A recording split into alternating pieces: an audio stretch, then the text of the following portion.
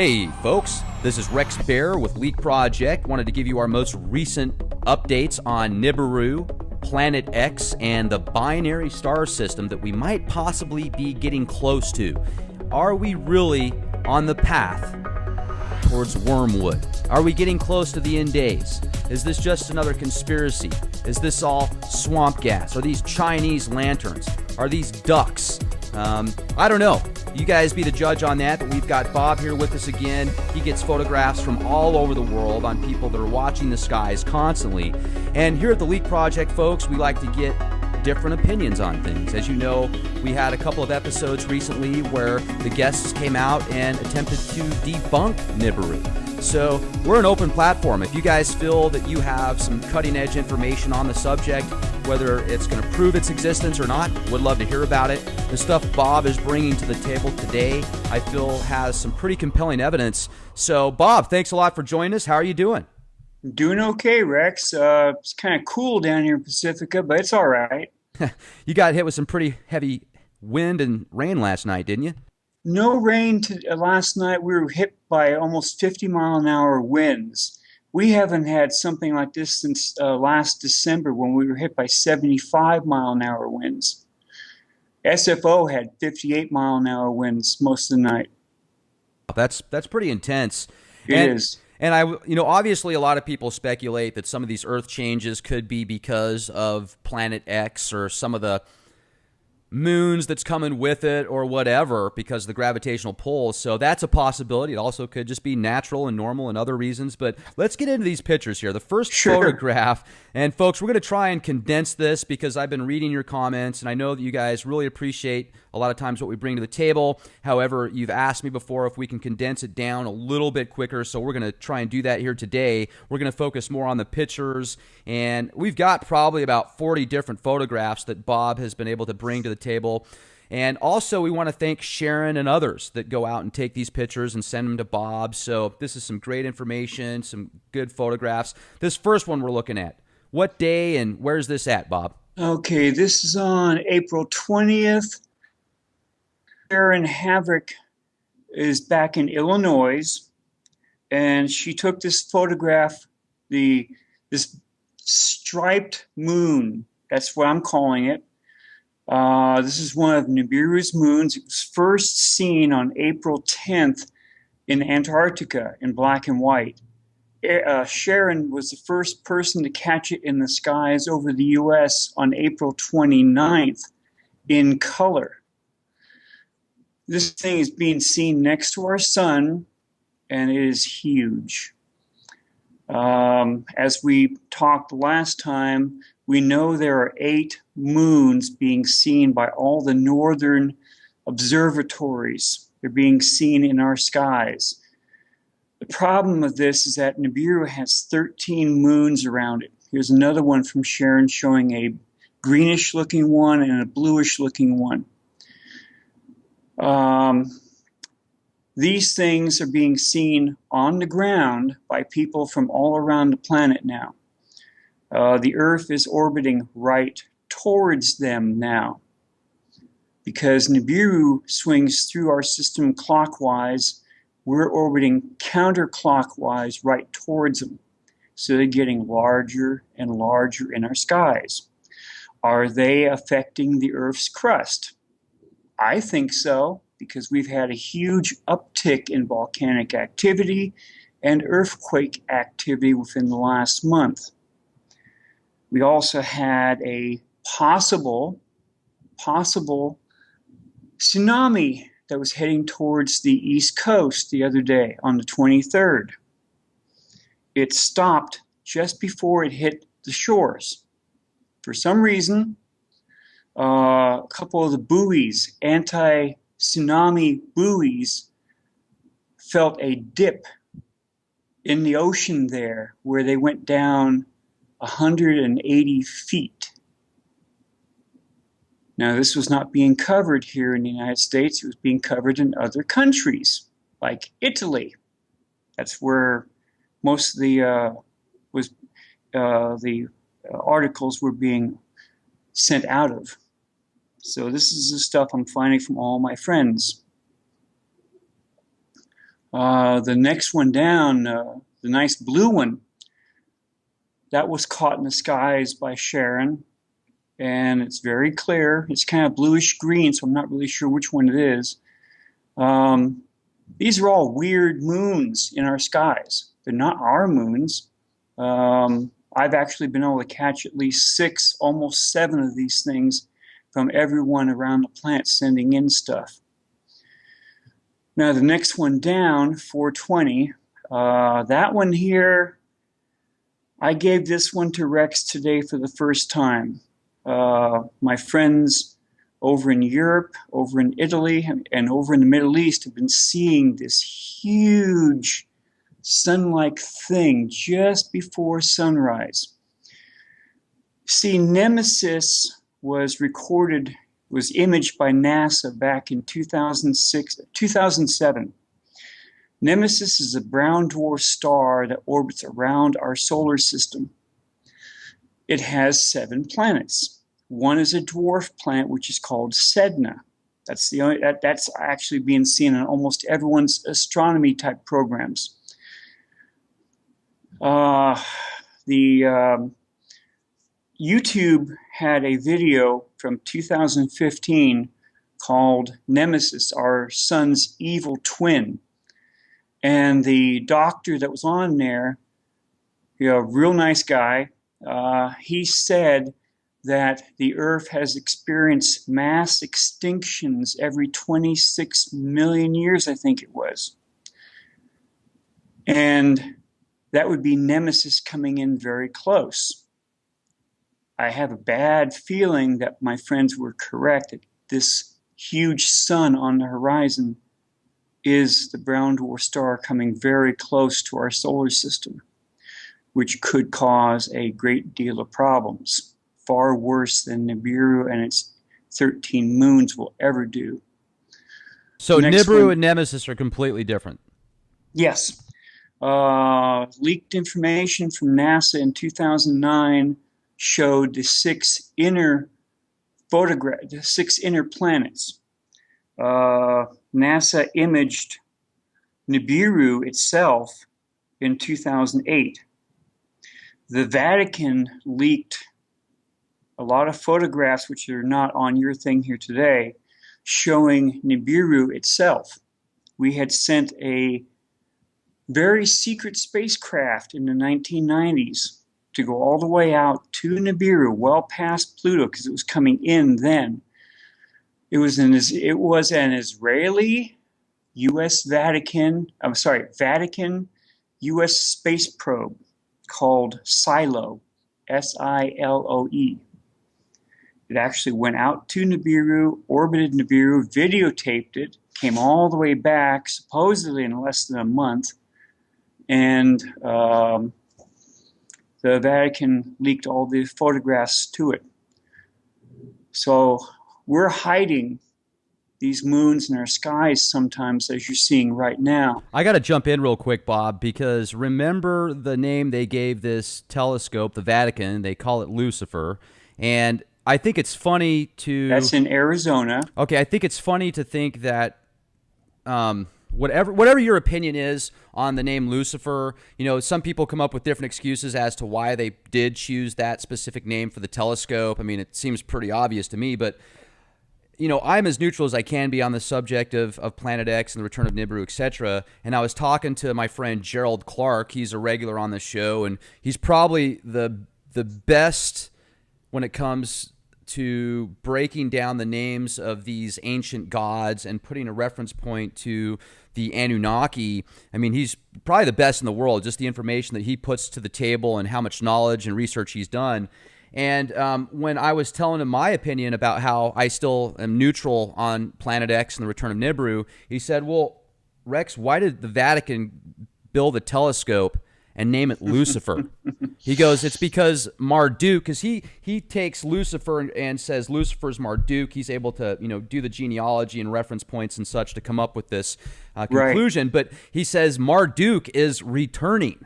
That's why they named this telescope Lucifer, thanking him, basically bowing down to their savior now.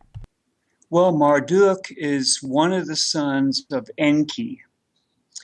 Um, at one time during history, if you believe all of what Zechariah Sitchin put out in the Lost Book of Enki and his other books, Marduk was supposed to have been in charge of the earth by the zoological signs, and his sign was coming up. But the Anunnaki living on Earth didn't want him to be in charge. Enlil Enlil's grandson and Enki's grandson went against Marduk and actually destroyed most of Marduk's supporters with 7 nuclear weapons that they brought from Nibiru accidentally or deliberately. And they released them over there. I think they went into India, where one part, I keep forgetting the name of the city, where they discovered it a while back, where the walls were all petrified as if a huge amount of heat melted them, making them look like glass, and they found bodies laying in the streets.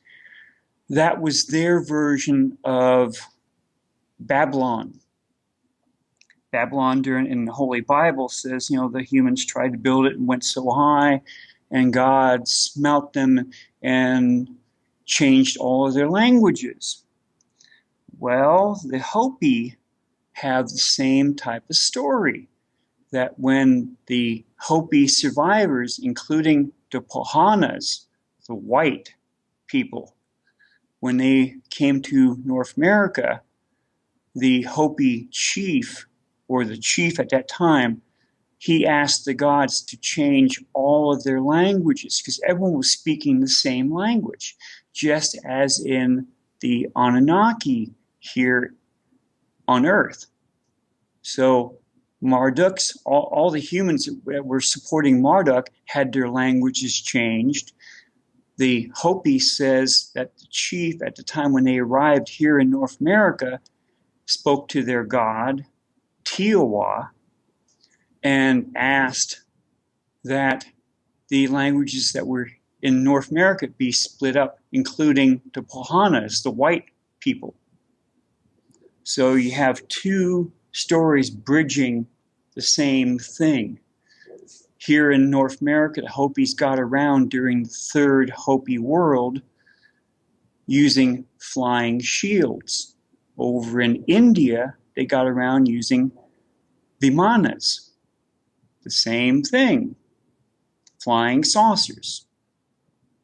So too much was put into religion and has been reduced from history. It's certainly amazing, the possibilities, and if you can connect the dots, it's interesting because speaking with people like Dr. Heiser that comes out and says Nibiru, Planet X, Zechariah Sitchin is wrong, and then there's the complete other side of the story, you definitely have to use discernment. However, there's tens of thousands of people that are seeing things in the sky right now, these large anomalies that weren't there, 5 years ago, 10 years ago. Well, they weren't there in 2015. So, I mean, there's very interesting. Is this just group hysteria? Is this the 100 monkey syndrome and we're all connected to the same Akashic records and seeing these anomalies that aren't really there? Or is there something I don't honestly know. Here in North America and Canada, my friends down in South America have been complaining for years that we are under a mass disinformation program. And that was their term. That's why the news media and stuff will not talk about this stuff. Every once in a while, they talk about something in the skies, and suddenly it's all quiet. But Bob, have you noticed? Let me jump in here real quick because I'm starting to wonder if this Nibiru Nemesis Planet X scenario, it really is Planet being pushed. 9. It's being pushed right now, even in the mainstream news. There's an article coming out every single day on one of these mainstream outlets saying that they found Planet X or the possibility of Planet X. People from the University of Caltech. Yeah, you're right. They're saying it's 50 million trillion miles away and we're not going to have to worry about it. And they're trying to slowly bring it. However, with that said, and I'm not saying I don't believe in Planet X, but even if it is there and maybe it's going to cause some damage. Hopefully it won't be as bad as a lot of people think it is. Maybe the powers that be know this, and what they're doing is they're using Planet X as a wag the dog scenario, because what they're really trying to do is pass this global treaty that's going to cut down on, a lot of the pollutions and take away a lot of personal liberties and freedoms with people that live in these Western countries.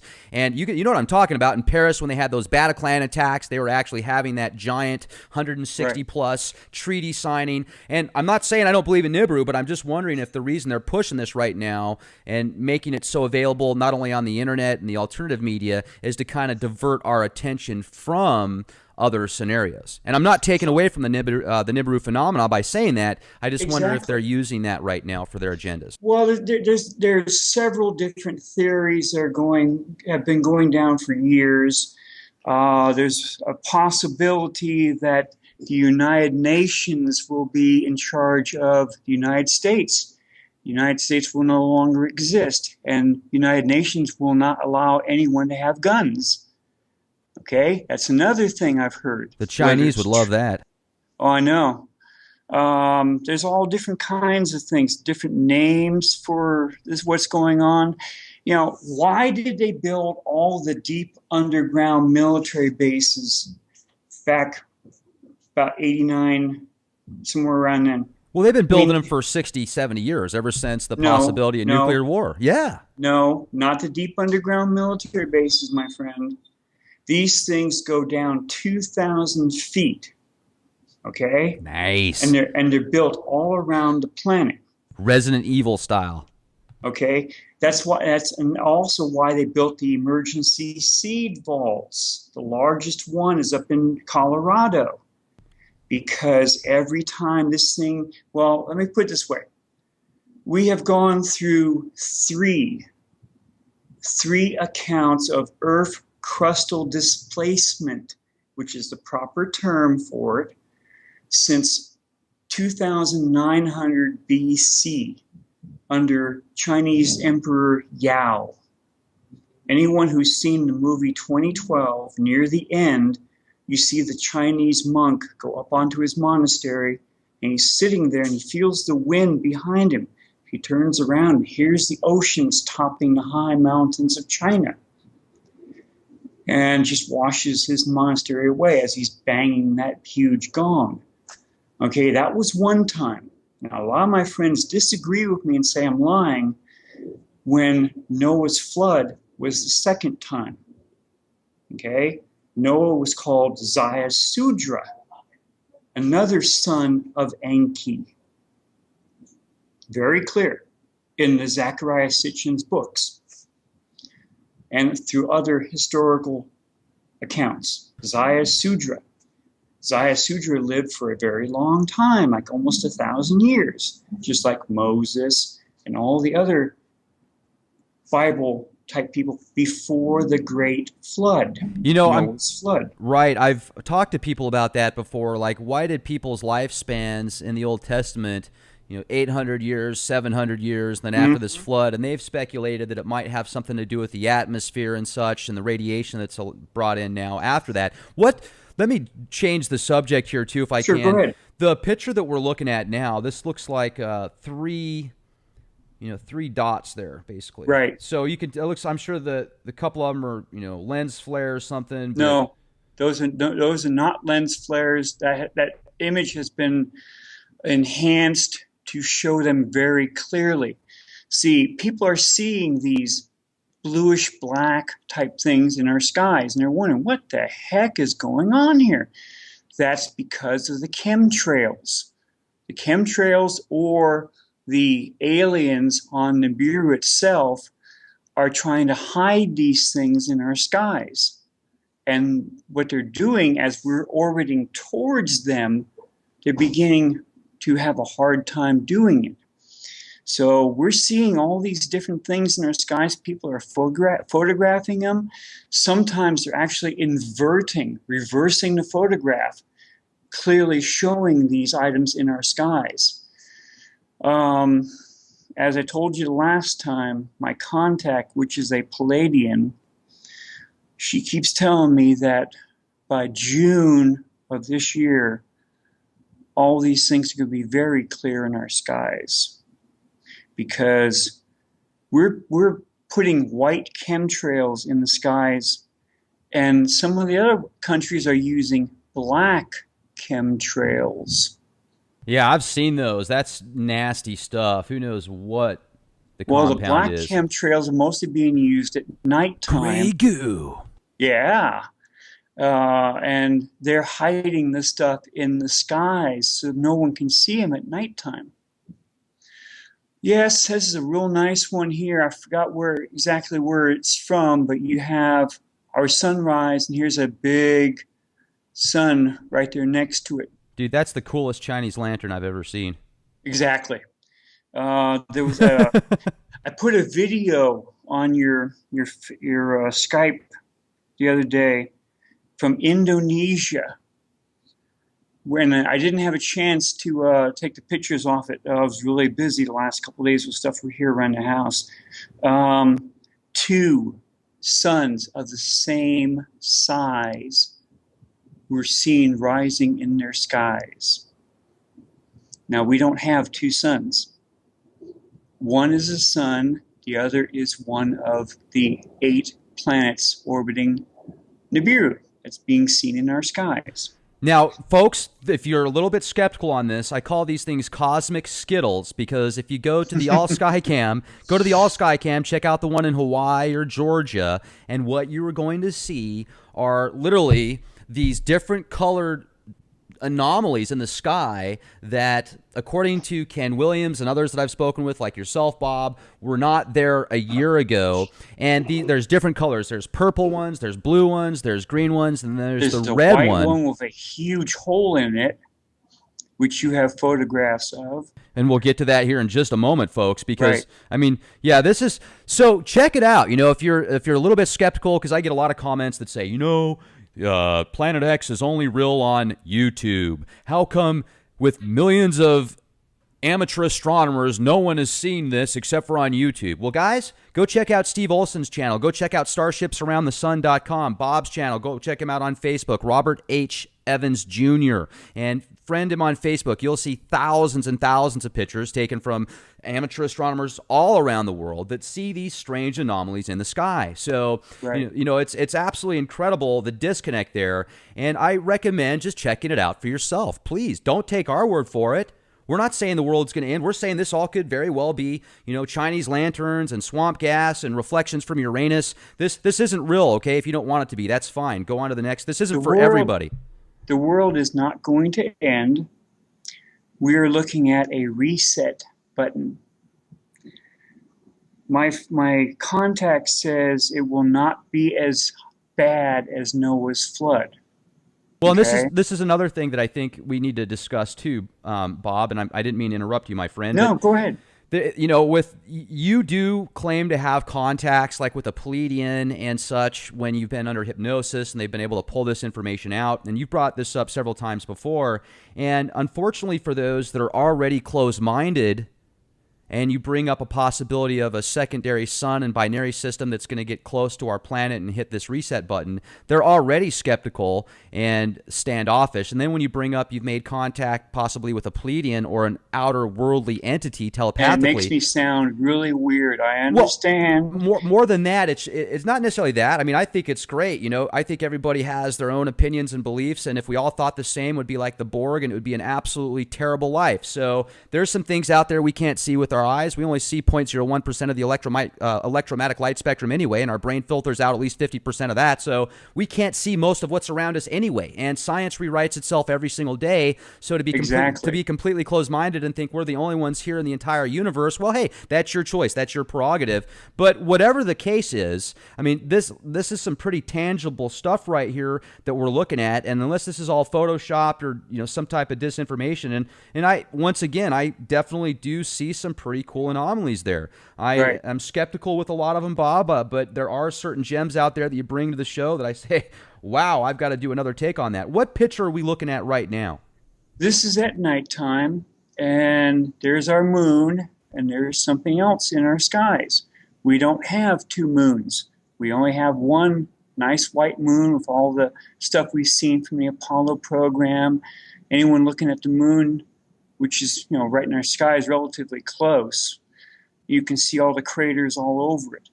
But this is two things in our skies, which is throwing a lot of people off. Why do we have this? Looks like the high desert. Some of my friends do not tell me because they're taking off a web camera. And if they mention the web camera is now turned off. Or it's changed, it's turned to a different position where it can't see the same things over and over. Next one down, you're just pointing there. That one, let's see, the red Kachina right there above, that's been seen very clearly since 2015 over Europe. That was on, you can see the date right there. You see the date and the time, temperature and everything. That thing, that red thing, goes down through ancient history, Holy Bible, everything. Whether it causes the problem or it and the others, like in alignment, going back towards Nibiru, causes the problem, I can't say. We're going to find out, unfortunately, over time. And time is growing short. These things are growing larger and larger in our skies. Bob, what is this looking? I can see this strange tunnel vortex thing. Is that just a light anomaly from all the chemtrail spray and the fog, or? I honestly can't tell you. I don't know. Can you see it? It's probably yes, just a light I do see it. reflection. Yes. Yeah. Well, let's go to that. That is huge, folks. I mean, if that is not an anomaly as far as being some type of lens flare, camera anomaly, then that thing is just huge. I have too many images since 2015, all showing the same thing over and over and over. So it's not. This is from Sharon on April 23rd. You can see a nice kind of greenish looking something in our skies. She's back in Illinois, and she has a real good camera. And she's out there almost every day, as are a lot of my other friends on Facebook, and they're all taking photographs of this stuff. And they're just bouncing one after the other because exactly what the other ones are seeing over and over and over again. And I'll tell you, if I was posting photographs that had been photoshopped and people saw them, they would hang me out to dry. So I know I'm not posting anything that's been photoshopped. Now, this one's like an infrared that yes. Sharon took? Yes. So it's actually saying that this is something that she's seeing in her skies that was there. Because in infrared, in the infrared band, if it's not there, it's not there. That's clearly showing something very large in her skies that was showing up as whatever. A lot of my friends, they have nice photographs. This is an interesting thing. NASA's SOHO satellite has been picking this thing up in our skies since 1999. This thing is almost the size of Jupiter. There it is. And look at that, guys. I've seen this specific. It looks like it just shot across. And that's exactly what the photographs are showing. I sent you many photographs because it was recently just caught again. We've seen this thing go racing around our sun, makes a tight turn like you're seeing right there. That thing is under alien control. Okay, I'm sorry. To make a tight turn like that, and the photographs are clearly seeing it. Space ducks. Exactly. Someone's controlling that thing, and that thing is huge. And NASA has seen it many times, but no one's talking about it. It comes racing through our system. Now, several people on Facebook think that is Nibiru. Sorry. Although... That's like the mothership. I don't know what that thing is. Okay? You can see that big round hole in it. Oh, yeah. See that big round hole? The eye of the tiger. Looks just like the white moon we've been seeing in our skies recently. It also has a huge hole in it. But Hey, you can this is the see, Death Star. don't push that, but yeah. The Death Star comes back. Well, one of the photographs from 2006 showed something that looked just like an Imperial Star Destroyer. Wow. Believe me or not, it does show. You don't have the photograph. Here it is, comes zooming and making a right turn. You know, only something that's under intelligent control can do that. That wouldn't be just a normal moon or something. That thing's the size of Jupiter. And it comes racing through our solar system. Maybe these are the Archons. I hope not. You know, Star Trek, the original series had the return of the Archons then too. Oh yeah, they're pretty frightening if you read about them in the old Nagamati treaties. The powers and abilities that they have was incredible. And Yeah. so I'm going to go to the next Go picture ahead. here, and this one. What are we looking at here, Bob? That's that same thing, but it had come to a complete stop and was being filmed by the SOHO satellite. So there it is, 2004. I only gave you a handful of the images I have. I had to go through them quickly to make sure I can get them to you. So I have no idea what that thing is. It has been seen from 1999 to 2016. Okay? And you have the images. 2005, it comes racing through, left turn, right turn, zoom, right back out. That's our sun right there in the middle. That there's a rod that comes in on the right-hand side. It holds a disc right over the sun, so you can't see the sun itself. You can only see what comes off the sun. So that thing is racing through our system at incredible speeds. That's like Silver Surfer style right there, Bob. That's awesome. Look at that. Or warp drive being caught. Faster than light technology is proper term for it. And there it is again. The cosmic comes Pac-Man. Racing in, and then it turns around, goes right back out. But you see that big hole in it? Right there, right there. That looks just like the white moon that's being seen in our skies right now. Are they the same object? I don't know. But they have that big hole in them. Bob, what is this thing? This like giant, this line that shoots out. That's all the SOHO satellite cameras have that the camera has that thing on that stick going out, holding that round circle right out there in front, and they adjust the camera back and forth until they can just see the coronal stuff coming off the sun and not the sun itself. Okay. Wow, that's fascinating. Now, this is a black and white image. See, once again, we've got the cosmic Pac-Man over here. Yes.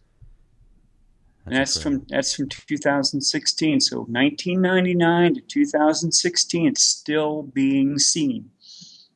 And you can see in the upper left-hand picture, you can see the arm a lot more clearer right there. That black arm with the black dot right in the center.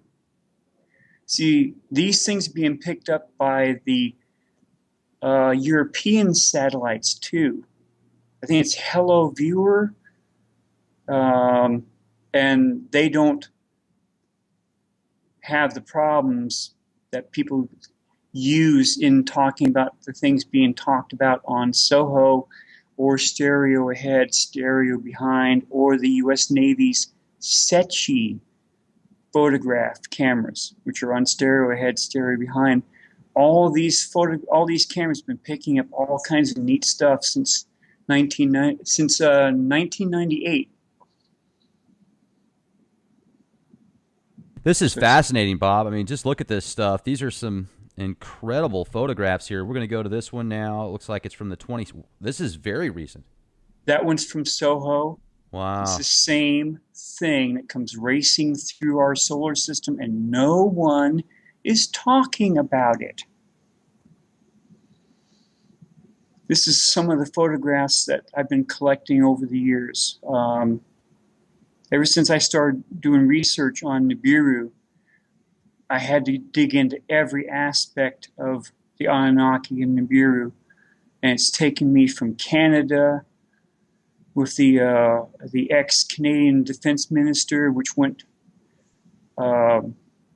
talking about stuff him and his friends knew, all the way down to the Hopis and everything else.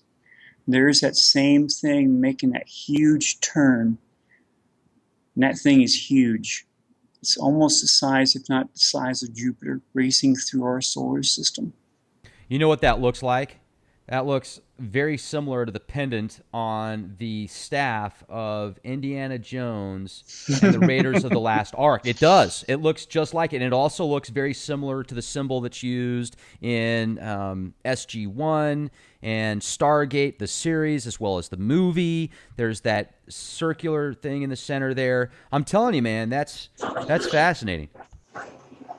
You got me too. That's why I've been taking all these photographs over the years. And different people, they zoomed in on and enlarged them up. They thought that was Nemesis. Well, it's not Nemesis. Nemesis doesn't come racing through our solar system like that. That thing is right there. So what are we looking at here? This is a combination of photographs that one of my friends took, putting them all together in a collage type thing. The second row, left-hand corner, you can see that arm that's out in front of each one of the cameras, and that arm covers the sun. And there's that same thing right below it. That's the HeliViewer, yes, heliviewer.org. That's the European version of the SOHO satellite. The HeliViewer actually shows a lot more stuff, where the SOHO sometimes erases them. See, it still has that hole right there in the front. Right there. So, it's not just, well, that thing right there, the SETI group says that's Nibiru. Well, that's one of their starships. That right there in that box, that starship was seen by the Zoroastrian religion in what's now called Iran, and they called it the Ahura Mazda. And they had huge carvings on the walls showing Enki standing right in front of it. And we're still seeing the Ahura Mazda coming into our system almost on a daily basis. Are they coming here for our Chinese food, Russian food? No, they're coming here for the Chinese and the Russians. That is their food. We eat too many genetically modified, too much junk out here in America overall. Not myself personally. Maybe I shouldn't say that because I don't want to get eaten by these guys. But, they want to get something a little bit fresher, so they tend to go towards places where they don't eat McDonald's every day. No, they're probably going to Walmart. That's why all the Walmarts are closing in the southern states. They're closing 150 Walmart stores, and the Walmart stores are putting up huge amounts of surveillance cameras, which, are looking at anyone who drives into their parking lots, and they have security, which are getting the people out of the parking lots for a closed store. I don't know about that. They're just doing plumbing, man. Yeah, exactly. They're changing all the plumbing. Exactly. That's it. Now, this is a credible picture right here. This looks like a spaceship going into warp drive, basically. Now, that one I've seen before. I was not sure what it was, and I'm still not sure what it was. Whether it's a starship just turning on its warp drive, getting out, or whether it's something else, I don't know. That there is, I think that's one of the stars. Okay. All right, let's go down here to this one.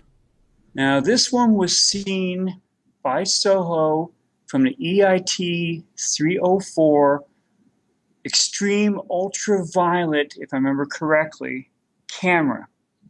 It saw something to the left of our sun firing a beam right through the corner of our sun. Now, I have a friend at NASA. I haven't talked to him for a long time. He used to talk to me and my wife, and we would send things to him, and he would enlarge stuff up far greater than any of us could using Photoshop or whatever. This one ship was firing a beam, and he took this entire image apart. He put it through different filters. The next one down, the greenish looking one right there. There's the ship caught next to our sun, and it has 3 layers of shielding, like Star Trek, and you can clearly see them if you can enlarge that image up a little bit there. Because you can see the shields as those dots going around the ship. And that red dot right in the middle of the ship, you can see it right there. That's where the crew were living. He took the photograph apart down far further than any of us could ever do using NASA's technology. That ship is huge. And it's totally protected from our sun by the shields being seen in that photograph. There's the shields again.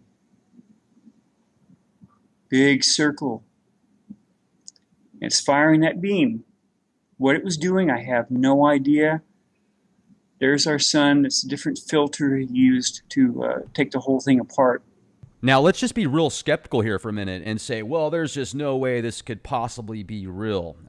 You know, what is the actual percentage or statistic-wise to make something like this an anomaly in these photographs where you can see this just straight line that goes directly to the sun? It was a power beam.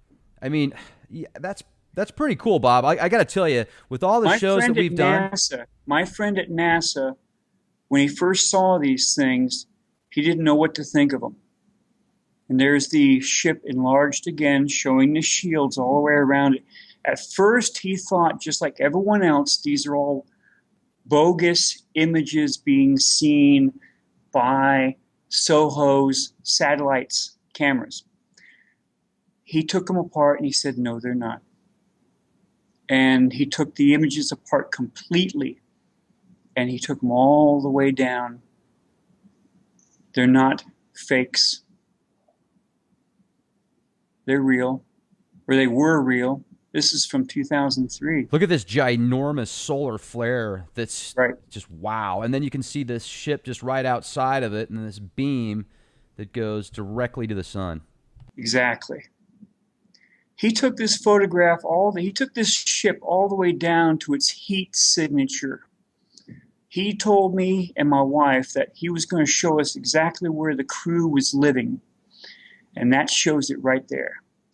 The rest of the ship was the same color, was the same temperature as the sun, but those were the cooler areas. Those were the areas where the crew were living inside it.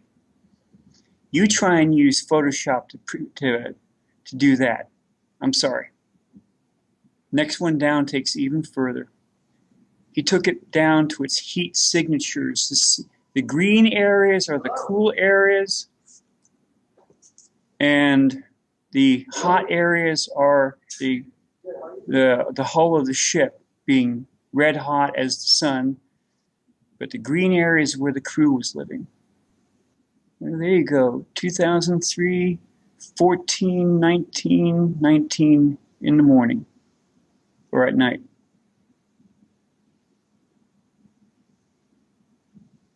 This is all from my friend from NASA. I hope he's still doing it. I've never mentioned his name. I never knew his name.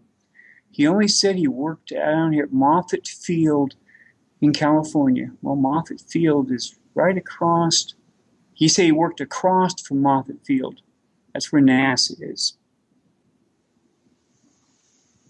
Look at that one. That's a cool picture right there. The winged serpent. He took these photographs apart. He even did the same thing with Elenin, which no one knew what it looked like, because NASA never officially showed any photographs of Elenin. And that's the next one down, the snap photo from 2011. See, the interesting thing was with Elenin was that no one was paying attention, including my friend at NASA, until the Russians said Elenin was in direct communications with a Jupiter-sized planet which was incoming. Then he started enlarging the photographs further and further. Then the Chinese put out an article saying that spaceships were piggybacked to Elenin. Now there's Elenin as it was coming in and had two things, port and starboard. And he put arrows next to them, saying, "There they are." Now, are you in your clubhouse right now, Bob? Yes, it's the only place I can use the Wi-Fi, and unfortunately, they're doing a little bit of cleaning just outside. Okay. The image back there, right there. He enlarged the photograph up, and if you can take your little arrow, okay, right there in front, that little round circle, that was the comet. And that thing right behind it with the arrow pointing to it was all the huge things that the Chinese were saying were spaceships, which were piggybacked.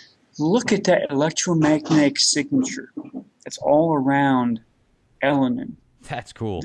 This blew my friend at NASA away.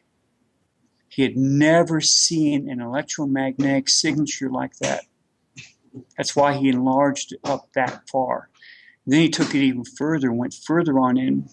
That was a bigger one. See, only the amateur astronomers were photographing Elenin as it was coming in. That's got the guy's name on it. One of the astronomers that took the best photographs I saw. There's the cosmic Pac-Man again right there. Mm-hmm. At least it looks like it, that red dot. I don't see the smile on it going dum dum dum dum. Yeah. Get the power pellets. Yeah. That's an interesting picture. So I guess it looks like we've got one more left here. Let's pull this one up. Another one from the same guy. And you can see the bluish red thing up there in the right-hand corner. And then the bottom red one. So only the amateur astronomers were putting all their photographs up on the internet. Nothing from NASA, at least that I ever saw. That's interesting stuff. I got to tell you, Bob, this is, probably, if I look back at all the shows that we've done, this has been my favorite. I think that the information that you brought to the table today is incredible. I have over 3,000 images that were caught from the SOHO stereo head, stereo behind Setchi, U.S. Navy's photographs cameras, which they deleted every image that looked weird, but my friends were catching and were passing them on to me. This is what NASA, the powers that be, have been keeping away from everyone. And they've been saying, this is all garbage photographs. We should never have been paying attention to this. I can't mention the other name, or maybe I should. FEMA. FEMA has been saying for years, and even on Facebook, that this is all garbage. That these are all faked images. They're all images that were from cosmic spurts at the cameras, cosmic this, cosmic that.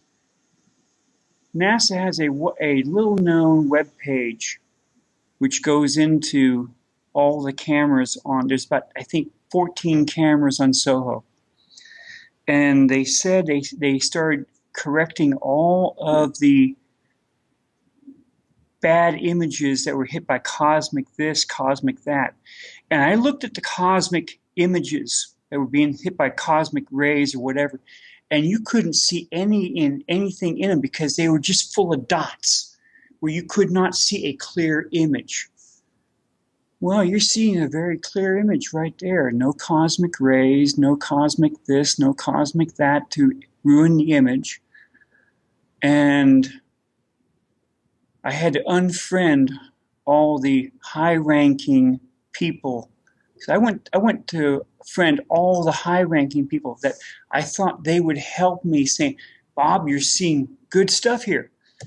But they kept saying I was faking all the images. It was all this, it was all that. Now, either they didn't know what they were talking about, or someone was putting their fingers on them, telling them not to talk about it. Because those images are all nice and clear. No cosmic interference at all. Even the one from 2003 with the thing next to our sun. I think the powers that be have put their finger on a lot of people for a long time to not talk about this. And for a good reason. You don't want everyone to panic. I don't want everyone to panic. But I want everyone to be prepared for when this thing does whatever it's going to do. My cosmic contact has been telling me to make everyone be prepared, because only the prepared will have the fighting chance. All the survivors are going to be going into FEMA camps. FEMA camps are all clear across the United States, up into Alaska, and a couple of them have been said they're up in Canada, for I don't know. We started buying up massive amounts of ammunition, I think about 2010, 2011, every U.S. government agency. Hey, let me jump in real quick with that ammunition that they bought. Do you remember the cardboard cutouts that were purchased by the boatload that had pictures of like grandma pointing a gun at them? They had pictures of little kids with guns, and it was to basically desensitize people that were going to have to go after individuals and do these roundups, I think. And there was also that the United States was bringing in Cubans, Russians, Chinese, and they were teaching them to do law enforcement here in the United States. Right.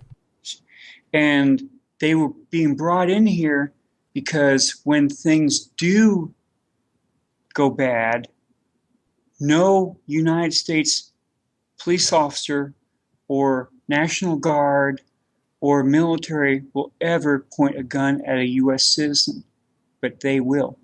Well, you could take that last statement back. Think all the, I know what you mean by what you're saying. I mean, most good people in the military aren't going to go, rounding people up and shoot them in the head if they don't give up their guns and take a microchip. A lot of people think that's going to be a possible scenario, but look at all the brutality that goes on out here today anyway. I mean, there's plenty of.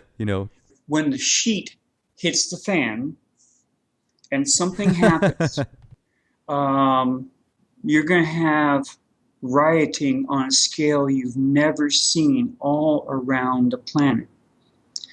The Georgia Guidestones make it very clear never to let the population go above 500 million again. That's a very quick depopulation of the entire planet. Now, what do you think a pole shift, whether it's Noah's flood or not, will do around the planet? I mean, the oceans will slap into every coastline. Okay, don't believe what I'm saying.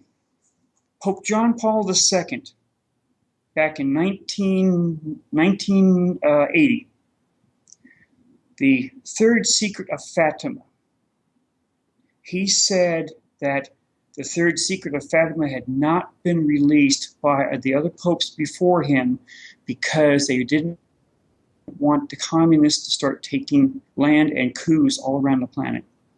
But he said, what if it was in writing that the oceans would cover every continent, killing millions within minutes?